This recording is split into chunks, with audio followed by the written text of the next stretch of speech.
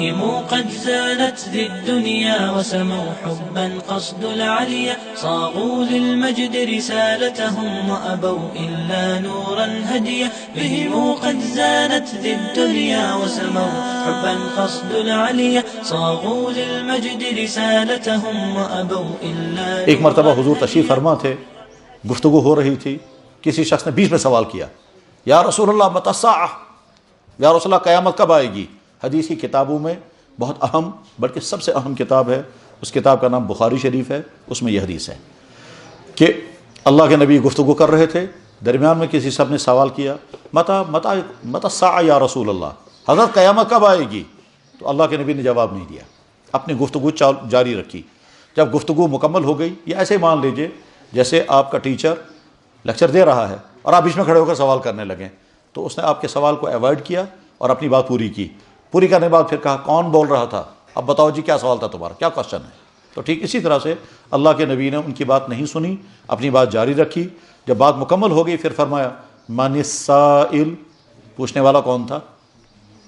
وہ کھڑا ہو گیا، اس نے کہا حضرت میں۔ آپ نے فرمایا کیا سوال؟ اس نے کہا میرا سوال یہ ہے قیامت کب آئے گی؟ تو آپ نے ڈیٹ تو نہیں بتائی لیکن قیامت آنے کی علامت بتائی اس وقت۔ تو آپ نے فرمایا جب امانت ضائع ہونے لگے گی تو قیامت نزدیک آ جائے گی۔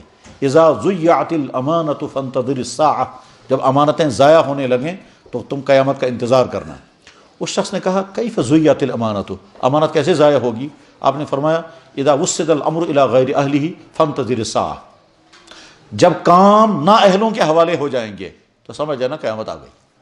کام نااہلوں کے حوالے ہو گئے، یعنی امام وہ بنا جو امامت کی صلاحیت نہیں رکھتا، مفتی وہ بنا جو مفتی بننے کی صلاحیت نہیں رکھتا، لیڈر وہ بنا جو لیڈر بننے کی صلاحیت نہیں رکھتا، افسر وہ بنا جو افسر بننے کی صلاحیت نہیں رکھتا، ملک کا سربراہ وہ بنا جو سربراہ بننے کی صلاحیت نہیں رکھتا، یا تو علم کے اعتبار سے صلاحیت نہیں یا دیانت کے اعتبار سے صلاحیت نہیں۔ ڈاکٹر وہ بنا کہ جو صلاحیت نہیں رکھتا، مثلا ڈگری اس کے پاس ہے، تجربہ بہت ہے مگر دیانت نہیں ہے، مریضوں کو لوٹنے کا مزاج ہے، کسٹمروں سے پیسہ کھینچنے کا مزاج ہے، اس کا تو بددیانت انسان ہے۔ تو جب یہ عہدے نااہلوں، گامزوٹ بنے اس جو گامزو بننے کے قابل نہیں، معلزوٹ بنے اس جو بننے کے قابل نہیں، تو عہدے نااہلوں کے حوالے ہو جائیں، نااہلوں کے حوالے ہو جائیں۔ اس کا مطلب یہ ہوا کہ جو انسان جس عہدے پر ہے وہاں وہ اس کو ٹھیک طرح سے نبھا نہیں رہا ہے، اس کا کام پورا کر نہیں رہا ہے، تو نااہلوں کے ہاتھ میں جب عہدے چلے جائیں گے اور وہ حق ادا نہیں کریں گے تو سمجھ لینا قیامت نزدیک آ گئی۔